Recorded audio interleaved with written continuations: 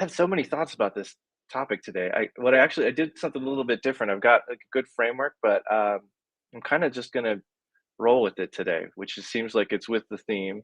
And an interesting thing for me has been in this last 2 years, like getting used to the fact that there's a lot of repetition that has to happen in sharing Dharma, and it's kind of conversationally, like we're a lot of us are usually on guard for that, like how many times have you told somebody, a familiar of yours, like you told me that story before, you know and so we think about that stuff, and I think about it, and it's interesting because I don't know how many times Lama Kathy's probably taught the Four Noble Truths. It's I can't imagine, and I noticed of course we have to repeat ourselves, and we need to repeat ourselves with these things because they don't, they don't sink in immediately. We need to process them. We need to hear them different ways. So, one thing that's been helpful for me lately is that I had a little realization a couple months ago that each of these little bits of information are kind of like songs. Like I used to be a musician. I mean, I guess I still am, but uh, you have a repertoire of songs and you play them, and the more you play them, the better they get. And so I'm kind of starting to think about all this stuff as like songs, like so each time's a little bit different, and it's always good to hear a song again. So if it's a song you like, so that's kind of one of the things I've been thinking about lately is like having a repertoire and then expanding that repertoire. So um, I have been starting focusing primarily on Hinayana topics, foundational vehicle kind of stuff. That's like the first cycle of the Buddha's teaching, and it's helped me a lot to kind of be able to look at these individual things from different angles. So that's of course something that you can do as well. Like there's no reason why you shouldn't try to kind of take the same approach in your contemplation. I think it's definitely been helpful to me when I find interest in a topic to go to different sources. Like what does Kempkar Rinpoche say about this? What does the Karmapa said about this? What does Taisita Rinpoche said about this? With all those different approaches and different teachings, even maybe from the same teacher, there's sometimes one or several resonate particularly with us and kind of cut through the delusion. So I think it's a pretty interesting approach. I'm glad I found it because it's taken away a little bit of my self consciousness about repeating myself. So I said a little bit earlier, if people are just tuning in, if there's any particular topics that like let's say the title of the talk today is Living on the Dot. So if there's anything that makes you think of that you kind of want to hear about that would apply to you, put that in the chat, and I'll be happy to try to weave it into what I'm going to cover today. So let's start with a recap of the Four Noble Truths, because it has been said that all of the Buddhist teachings are some elaboration on the Four Noble Truths. So contemplation of the Four Noble Truths is a foundational practice of all Buddhist traditions. And if all the teachings are elaborations of the Four Noble Truths, then they should also align with the Four Noble Truths. So it's a really good idea to kind of start there. So what the Buddha taught in his first teaching after attaining enlightenment was that discomfort is a part of life. That discomfort is kind of ever present in our experience, even in times of seeming happiness. And that discomfort, we call it suffering a lot of times in translation, but discomfort and dissatisfaction is really what we're talking about. And that can be, extreme situations too. But it is also just the feeling that something's not right and that something needs to be rearranged to try to kind of fix some unidentifiable um, imperfection in our experience. So that's the first noble truth, that discomfort or suffering is a part of life. And the second noble truth is that has a cause. And the cause the Buddha identified was self-clinging. And it's a little tough to understand the idea of that. I mean, there's some ways to talk about it that are easier to understand than others. In particular, I think the idea that we can constantly change and renew. We don't generally recognize that. We cling to a view of who we are, or who we think we are, and think that that kind of doesn't change. And in fact, we a lot of times experience discomfort because of the fact that things are not that our environment or our mental state is not aligning with or supporting our static view of who we are. So we have this sense that we are a certain thing, and then if anything kind of bumps up and makes us want to change or need to change or have to adapt in some way, that will trigger some discomfort, some dissatisfaction, and that's attachment. You know, that self clinging is attachment, and sometimes that's attachment to stuff. You know, things that we want or things that we think we need. It can be attachment, you know, to extremes too, extreme viewpoints.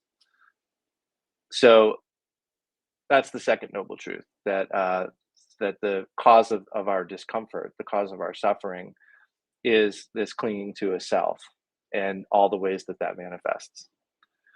And then the third noble truth is that since there's a cause for suffering, if we remove that cause, we can achieve the end of suffering. And the fourth noble truth is that there's a path to do that. So that path is the Eightfold Noble Path, which is eight sets of or eight right speech, right conduct, a bunch of eight rights basically. And you can sum that up as do no harm, practice only virtue, tame your mind. This is the teaching of the Buddha. So when I mentioned earlier about repetition, it's interesting because in one sense, the answer to every question in the Buddhist view is do no harm, practice only virtue, tame your mind. And this is the teaching of the Buddha indicates that anything, you know, that accords with those, it accords with the teaching of the Buddha. And if you're considering doing something or some course of action that doesn't or that does do harm and isn't a practice of virtue and does not help to tame your mind, that would not be the wise course of action. So why would it not be the wise course of action? Because it would cause suffering. It would be a cause of suffering. The Buddha said, "I teach suffering and the cause of," or I'm sorry, the Buddha said, "I teach suffering and the end of suffering." So all of these teachings should be getting at our attachment, our self-clinging, and taking that head on. So that's a really important thing to remember because it is easy with attachment, particularly when we begin on this path, to start to think about renouncing and giving up uh, our ties and our attachments. To think that what we really need to do is latch onto and attach to ritual, you know, or philosophy of Buddhism. And there is a turning of our attention. There is a turning of the emphasis of our motivation, but it can also become an unhealthy attachment, you know. So we need to know that like these are methods that lead to the end of suffering, but it's the end of suffering that we're trying to achieve, not like our idea of what a perfect Buddhist is. So so again, those four noble truths, that discomfort is a part of life, uh, attachment is the cause of that. Uh, we can achieve the end of this discomfort, and that there's a path that leads to that. So the second time the Buddha said it, he said, "What we need to do is understand suffering." So this discomfort, this dissatisfaction, is what is we need to understand. So when we meet with discomfort in our lives, uh, our reaction should be some inquisitiveness. Our reaction ought to be uh, a desire to get to know it better, and that doesn't mean masochism. You know, that doesn't mean to like welcome and create suffering for ourselves, but it does mean to look at it, to take the time to examine it, and get to know it better. Because as we start to even just take a moment to be with the suffering, we can start to see where it's coming from, and we start to experientially identify its cause.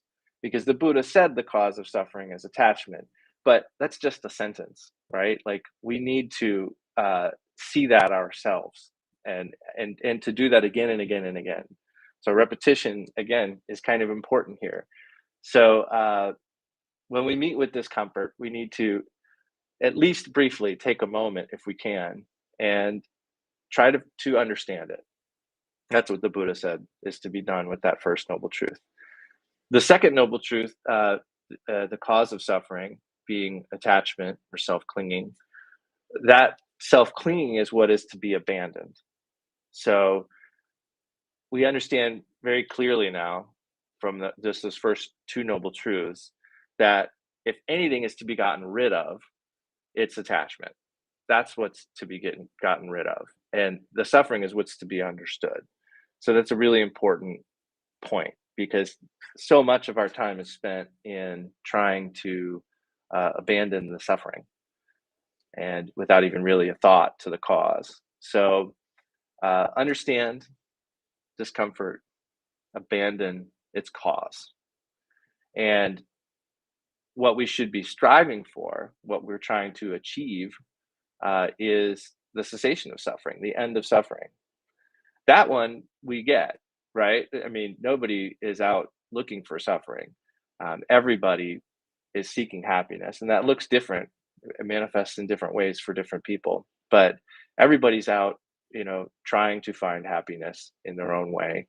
And so we understand that we need to achieve the cessation of suffering, but we've been going about the how the wrong way. We've been trying to abandon the suffering rather than its cause. Uh, and that's why the fourth noble truth, the Buddha said, is what is to be relied upon. So we need to rely upon the path. So this is a lot about the path is not super intuitive for us because we're so used to abandoning the suffering and not spending any time looking at our discomfort and trying to understand, how it arises and where the attachment is. So the path is what's to be relied upon. And the path, as I said, is do no harm, practice only virtue, tame your mind. And that's the teaching of the Buddha. So, in a sense, like I said, we could always just repeat those four lines as to how to do anything, right? But we need to elaborate a little bit more. And why those four lines are the answer to all of our situations is because of the Four Noble Truths. Understanding the Four Noble Truths helps us understand why those four lines, do no harm, practice only virtue, tame your mind, are in fact the answer and can help us achieve some confidence in that. And if there's any doubt about what was said so far, the Buddha, the third time he taught this teaching, he said, "Other than suffering, there is nothing to be understood. Other than attachment, the cause of suffering, there is nothing to be abandoned. Other than the cessation of suffering, there is nothing to be achieved. And other than the path, there's nothing to be relied upon." So that may not be that easy to digest right now, but with contemplation and with an experiential understanding of these teachings, with our own examples in our own life, seeing this stuff work, that starts to make sense. So the other thing the other kind of thread I wanted to talk about today was I've been thinking a lot lately about how many kinds of meditation there are and how wonderful it is that meditation has become so ubiquitous in our culture. But um, with it has come a fair amount of confusion. And, uh, and I think it's important. I'm going to start actually with a question I got. I gave a talk the other day, and and I talked about roughly the same material as today. And somebody asked at the end of the talk, and I want to start with this. They said, um, "Are you saying that like meditation that is relaxational? Like there's a lot of apps now that people have that are really designed to calm you down. and that can be really helpful. But they said, "Are you saying that can be dangerous?" And I'm glad they asked that question because, and I'm starting with that because that's not what I'm saying. Um, exactly. But I do think it's important to talk about this because um, discomfort, as the Buddha said, is what we need to get to understand a little bit. And if every time we experience even a glimmer of discomfort, we do something to distract ourselves from it and replace it with something else, we're never really going to get started on this path. And so it's important to understand when we are retreating into comfort, and when we're actually working with the Buddhist path, because we will need to retreat into comfort sometimes. But it is a retreat, and sometimes you strategically fall back. I'm using battle analogies without any historical battle history knowledge, but I'm guessing that there are times where in battles we fall back, and if we're in a battle against our attachment, trying to eliminate that attachment, I think there's probably times when the right call. I'm sure there are times when the right call is to kind of get into our comfort zone. Like we need that sometimes. We need to honor that because we aren't Buddhas yet. In a way, we are already, but it doesn't feel that way all the time, right? So sometimes we do need to honor the need for comfort and the need for relaxation. But we should know what we're doing, and in particular, related to like relaxational meditations and apps and things like that. I think where that could be dangerous is if someone, and I'm sure there are people in this boat, it has to be the case. If someone was to think that just relaxing on the cushion, like that is meditation, and that's the end of the story. If that were the path someone took, um, they would never achieve the end of suffering that way. So it's certain that that meditation, if it helps them to calm down, will help them to calm down sometimes when they're stressed out or they're experiencing anxiety or feeling overwhelmed. Those meditations can help you calm down in the moment. And that can have a really positive effect in the moment, and it can have a positive effect even a little bit afterwards.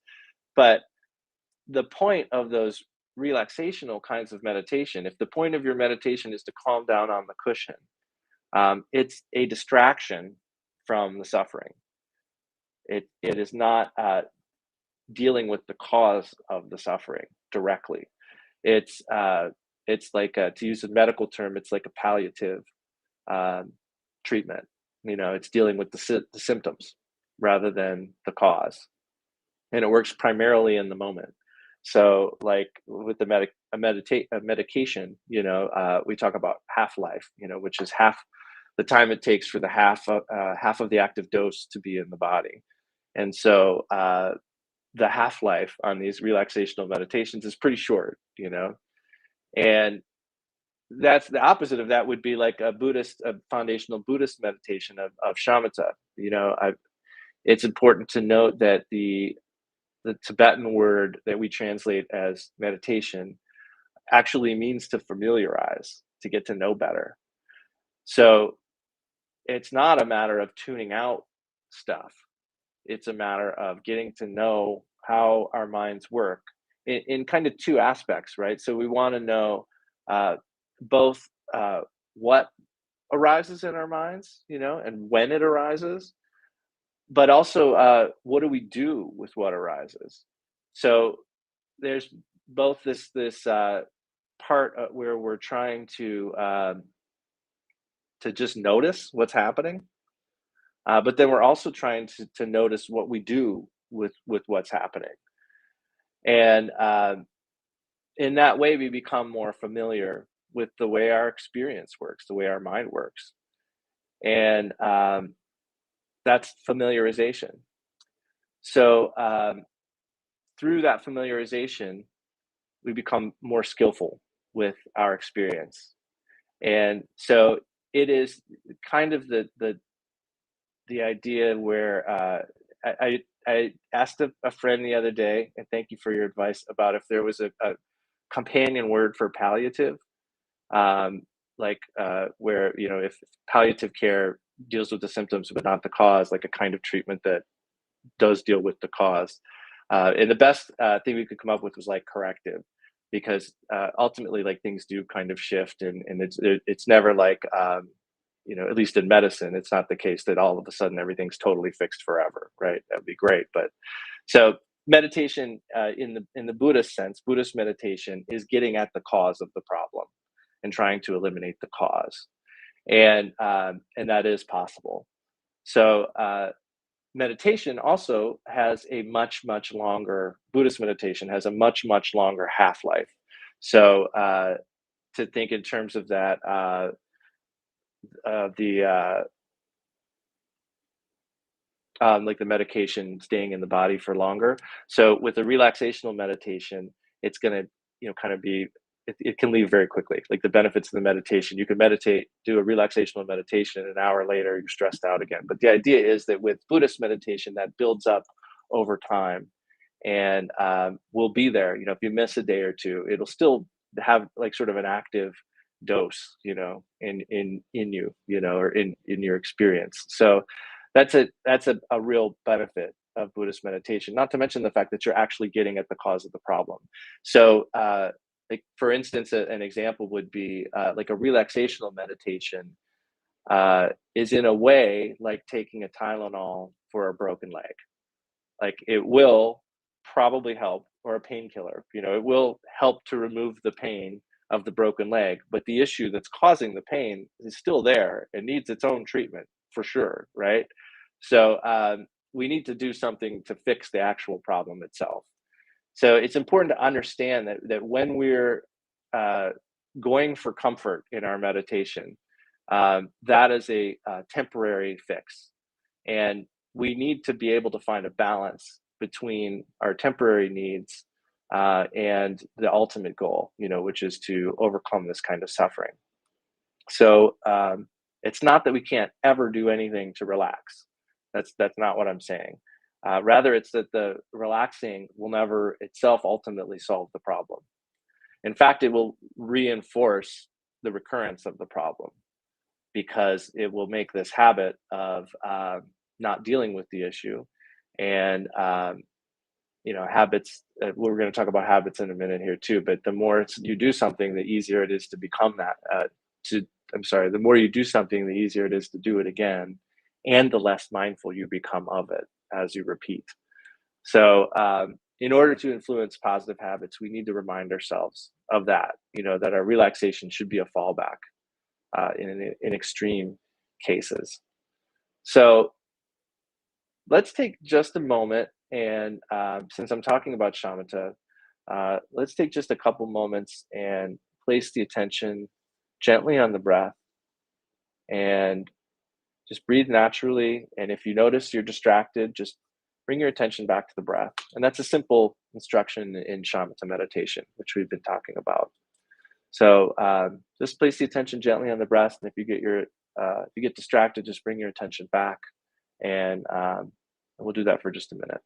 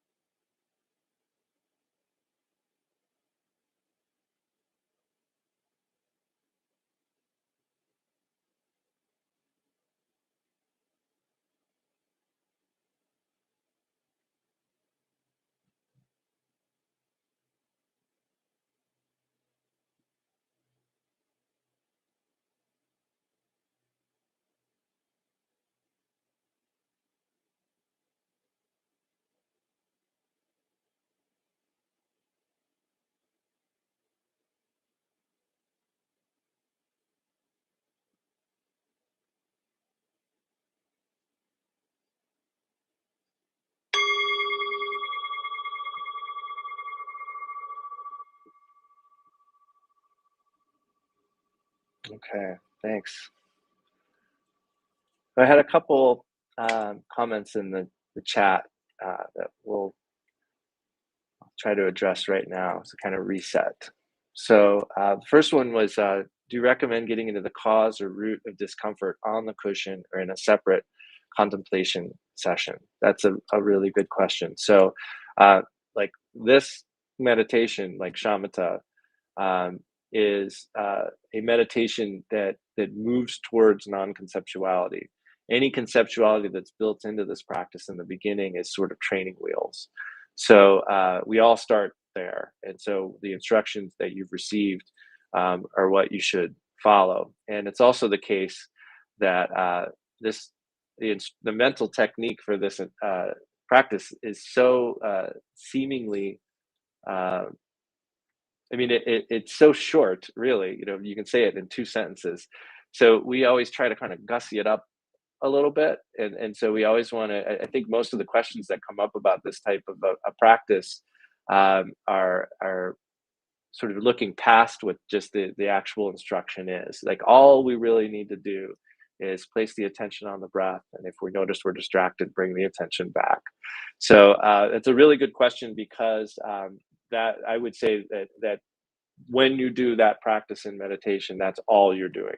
So, thinking about root causes of suffering, any kind of thinking, would be something for a contemplation type session. And a good time to contemplate is before you do your shamatha, because that can be your motivation to do the practice, you know, and coming to a recognition of the root of discomfort. Um, is a good way to motivate to actually do the practice, to come up with a real personal motivation to do it, the personal recognition that that's something that you need to do. So another question here is, sometimes I'm paralyzed to act because I worry I'm missing something and that my response isn't the best response. I worry that I'm trying to avoid the suffering instead of being with it, or that I'm just creating a different narrative. I'm not sure how to know when to trust myself about changing a situation or when to push myself to remain in discomfort. Even if it seems like the best thing to do is to change the situation, do you have a suggestion on how to proceed when this happens? Um, I definitely feel this one, you know. I think we've all probably felt this way. I know I have. So I think that the best device I have to think about this is Pema Chodron's learning zone diagram, where she talks about having a comfort zone in the middle, like it's like the center of a circle is the comfort zone, and then there's a ring in the middle that's the learning zone, and then the outer ring is this excessive risk zone. So we want to try to push ourselves to be in that learning zone. So that learning zone would be where we're engaging with the discomfort, trying to understand it, like we're withstanding a little discomfort, if you will, without trying to distract from it. So we want to try to stay in that zone as much as possible, because the thing that happens is if we can gain some comfort in that learning zone, then our comfort zone actually grows, and we become more able to feel at ease in different situations, situations that may challenge us. I think a good example of this is yoga. You know, yoga is a really good physical example of this. There's really nothing about yoga that's awful, you know, or that's like painful, but it's a lot of it's not particularly comfortable. You know, we're sitting with an in or standing or bent over or folded in a weird way into discomfort. You know, so, but we learn that we can handle that, you know, and there's a real sense of ability and power that comes with that. So, and that comes from that like learning zone kind of area. So, but we also, even in yoga, there's a point where you have to kind of stop and go back to child pose, or you know, whatever, you know, I forget the names, the technical terms, but you know, whatever pose you get into between the hard poses.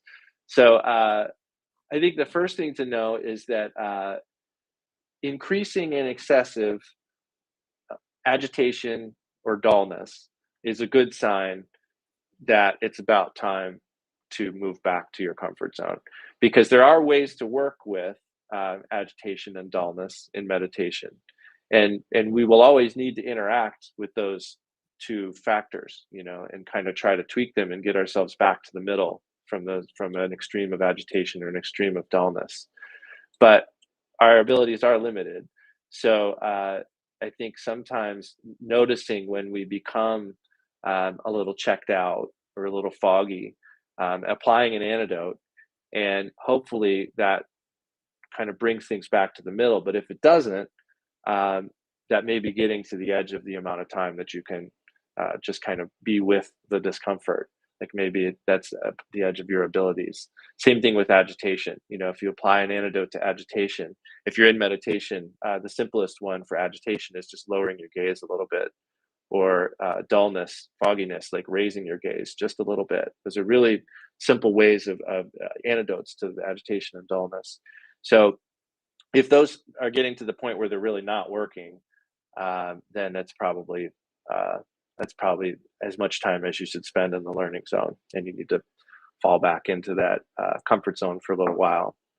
But there's another kind of question here that is really good, and my my colleague Lama Mitchell said something really wonderful the other day, and we're talking about this exact topic actually, about how sometimes we get in these situations and we become so worried about doing the right thing, the right action, that actually becomes an impediment. And it's at those times that it may be helpful to remember that the we all have Buddha nature. Our nature is already perfect. And so there are times where we can just be with our situation, just kind of dance with our environment without getting involved in trying to think about techniques and trying to think about, uh, what's the right way, or what teaching, applies to this thing right now. Like sometimes we can just let our Buddha nature shine through and just be, because it's here now. It is our nature. So sometimes the best thing to do is to just directly engage with the situation without trying to put the conceptual overlay of all these teachings. And that's why, for instance, we're called the practice lineage, the Karma Kagyu lineage, and it can be a problem when we get into too much study, and that is a way that, like, talking about all this stuff, can actually have a downside. The more we think about this stuff, uh, I mean, if we're thinking about it and using it as a motivation to do our practice, to do the meditation, that's good. But this is a perfect example of how concepts can get in the way, and it happens for all of us. So you can kind of become crippled with all of the information that you've gotten, and because of that pile of information, you've kind of stacked over your Buddha nature. You don't notice it, So um, that's just another way of looking at it. There's kind of two ways of looking at that. There's like the one way of like how to know if you're past, your ability to grow in the learning zone.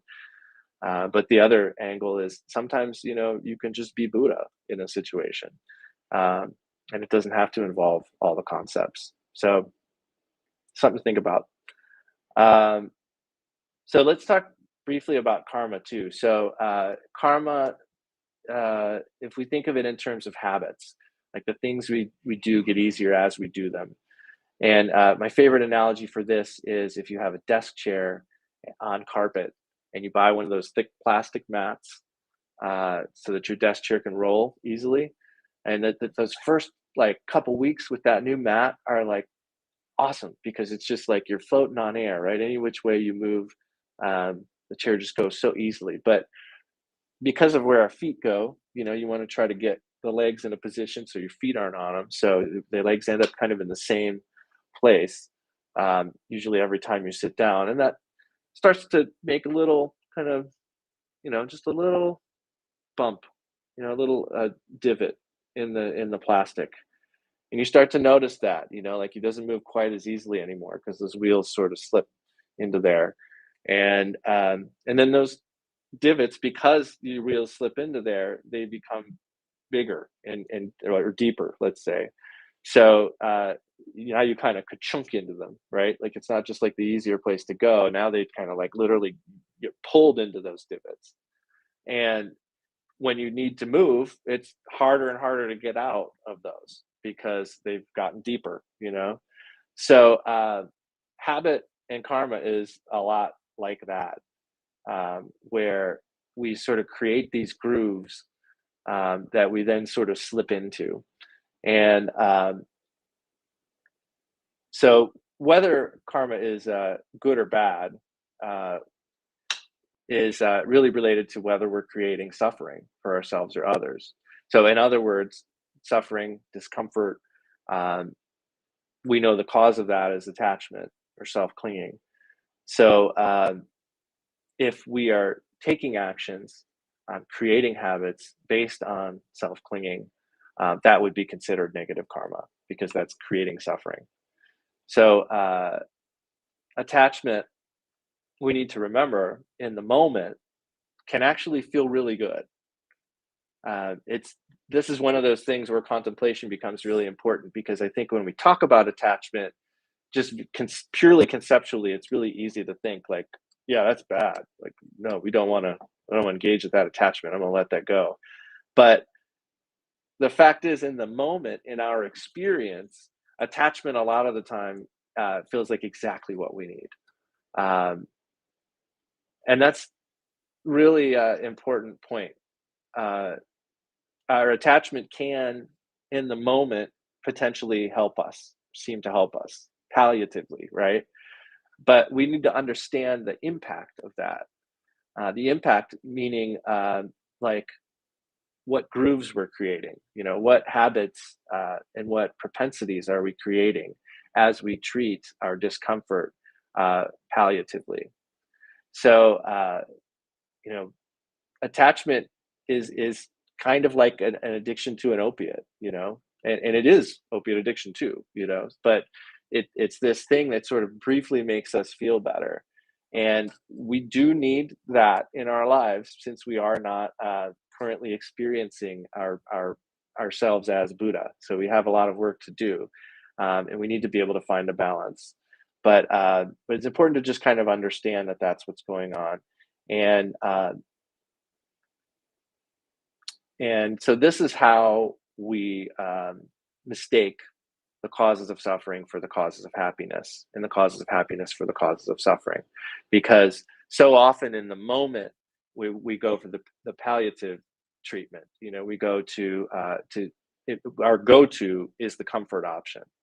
And that it seems to make us happy when in fact it's actually contributing to the causes of suffering, or vice versa, like the thing that could actually be really helpful, like like a Buddhist meditation, or yoga or exercise, or going to bed early, you know, and skipping those uh, next two episodes of Mandalorian, you know. Those Yeah, these are examples from my life for sure. So yeah, like those kind of things may not seem like the path to happiness in the moment, on the dot, so to speak, but we need to understand what's happening, you know, what's the mechanism behind why we want to do these things and what will they actually lead to, because that way we can start to tilt things in the right direction. And I'm using this kind of language like start to tilt because this is a gradual process. It's a gradual path. And little steps in the right direction help a lot.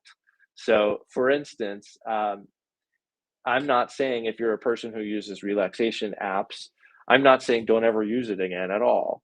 I'm not even saying don't use it when you normally would feel like using it.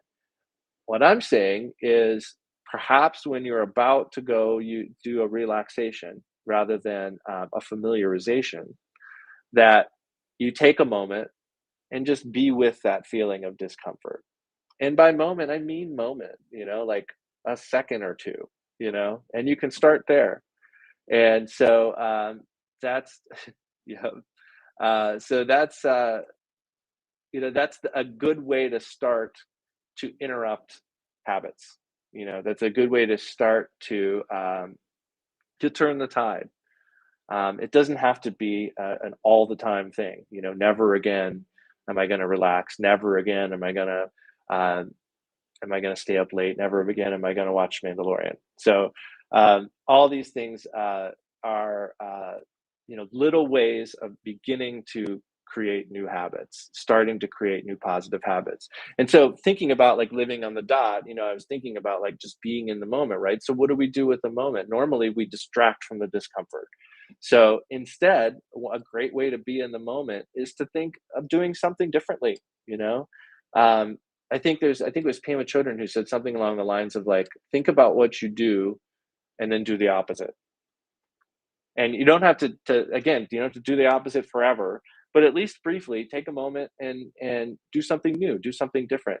And not only does this help to interrupt negative habits and habits of self-clinging, but it also helps to bring this really great sense of openness and what's possible, and like a reminder that we are a process, that we are always changeable, and we can always do new things. Somebody I had a friend text me the other day around noon, um, and asked if I wanted to take a walk. And I try to walk every day, and I usually walk around 4 o'clock. So my reaction, and I saw this, like my reaction when I saw the text was, I don't walk till 4 o'clock. I don't know that I can go on a walk because I walk at 4. But then luckily I thought, no, no, no, no, this could actually be really good. Like I'm going to go take a walk at a different time of day. And that probably will change my whole day. Like my whole energy of the day is going to change if I take a noon walk. I never walk at 1 or at noon or 1. And it was really awesome. Like I think you can probably all think of examples of that where something different happens in your day, and it actually makes the day seem so alive, because you kind of realize like, oh, I can bust out of these habits that I'm always in. Um, Another example of this that I've thought of lately, in thinking about my favorite band, Fish, there's all these different songs, but they jam them, so they're always like slightly different, and that to a fan is exciting. Like a song done differently is really exciting. But if you think about little diversions from routine in your day, I think a lot of the time we meet those with fear or trepidation rather than like intrigue and excitement, you know? So I think that it's a good thing to really try to switch it up, to try to like do new things, even just briefly, even just for seconds, like again, that will both help to turn the tide towards positive habits and also help to remind us that we are fresh and new and can be, all sorts of things that we don't even realize. So um, so a few points to wrap up here. So non-attachment, when we talk about non-attachment, that doesn't mean non-engagement. We can still engage in things that relax us. And similarly, we can still engage in renunciation, in giving up, but balance is the key, and the Buddha taught the middle way. So finding some kind of balance is really key. And we can achieve that balance primarily with the keen awareness of the situation in ourselves, and the mindfulness to act skillfully. So we cultivate awareness and mindfulness in a session of meditation. Those are the two things we're doing in a session of shamata, the meditation we practiced earlier. The active, if there is an active component, like what we're trying to accomplish in the session of meditation, is not relaxation. It is cultivating mindfulness and cultivating awareness. Mindfulness being what are we doing, and the awareness being what's happening. So I said earlier too that like we're trying to notice what's happening and notice what we're doing with it, right? So in a session of meditation, we're trying to notice both what's happening in our mind and our experience, and then also what are we doing with that. And the what are we doing with it part has to be something, right? Noticing is just open, but what are we doing is a practical matter. So that's why there's the instruction, place the attention on the breath, because that's what we're doing. in a session of meditation. That's the practical aspect. And through placing the attention on the breath and noticing everything else that's happening, and then what do we do when we're distracted? We bring our attention back. We cultivate mindfulness and awareness. And we can do that off the cushion too. And there's lots of ways of doing that. You could kind of just take that same technique and apply it with whatever thing you're doing, whether it's walking or eating or any sort of activity, just kind of putting your attention on the activity. And then when you notice thinking, bring your attention back. So that's one way of applying mindfulness off the cushion. Another is noticing when attachment arises, noticing when we are about to kind of paper over that discomfort, and instead purposely interrupting that habit of attachment, even again, just briefly, just for a moment, and then maybe extending that over time, seeing how long we can actually just sort of sit with that discomfort. Um, Interestingly, a lot of, I think, what discomfort is to us is just our mind. It's just, uh, you know, thoughts arising in our mind, but we really have the sense that we need to do something to get rid of those thoughts or to hide from them. And that's not non-attachment. So it's important to be able to just briefly at least interrupt those habits of attachment. Also, I would say celebrating moments of awareness, and that means celebrating when you recognize that you've gone astray. Like treating, I mean, if you notice that you've done something that you regret, uh, that that's enough. You don't have to kind of wallow in regret or punish yourself with regret, or flog yourself with regret. Regret is a good thing because it's awareness arising to try to keep us on track, and then we should take that regret and resolve not to repeat whatever it was, that we regret, and then move on. That's non-attachment. Um, and awareness, having awareness of what happened, we went off the path, and then mindfully resolving not to do that again, and then returning to our path. uh, so that's a really important one, because I think a lot of times when we notice that things have gone wrong, we create the mental habit of regretting the awareness, rather than regretting the action and then turning that into something useful and making a resolution not to repeat it. And we also talked about just kind of switching things up throughout the day. And so, one last interesting point, I feel like there's a talk, maybe this is a preview of an upcoming talk, but I was really thinking about the intersections of mindfulness, in both repetition and in chaos. So, like, the difficulty and the unique challenges of maintaining familiarity, open awareness, and also like a practical mindfulness in the midst of a repetitive situation, a situation that seems to repeat over and over and over again. So, like earlier, I said about thinking of each song, as like each new version of a song is like a new adventure. Similarly, like each day is probably like that. If we have the same commute to work every day, the same breakfast every day, things start to seem like they just happen in the same way over and over and over again. So it becomes a little bit tougher to be mindful. Like those types of situations can lull us into dullness, but I think that making, creating our own little chaos in the midst of the repetition can actually be really beneficial way to achieve some balance there. So switching things up, have a different class for your tea in the morning. uh, maybe maybe you wash the dishes right after you use them rather than leaving them in the sink. I don't have a roommate, I'm talking about myself. But yeah, and then likewise, in chaos, in situations where things seem so unfamiliar and unpredictable, it's I think that can have us maybe tend towards agitation. It could be, each of these situations could go either way, but I think in chaos, a lot of times we start to cling to like, well, what's the idea? And this is happening. I don't understand that. What's the best way for me to work with this? So putting a little bit of repetition into our chaos maybe is helpful. And what I mean by that is like that may be just doing what we would normally do in the midst of changing circumstances.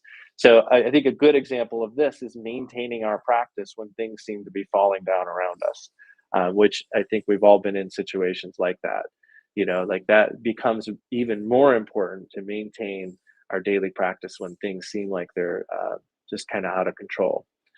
So, in all these cases, though, mindfulness and awareness are the same. Mindfulness and awareness don't change. I'm talking about the circumstances that change. So, that's about all the time I have. So, if anyone has any further questions, let me know. I appreciate the opportunity to speak to you today, and thank you for spending time here. I know everyone's time is valuable, and I'm just so grateful that that you chose to spend it here with Columbus KTC, and I hope that you will take the time to contemplate this stuff uh, and try to see how it applies in your life.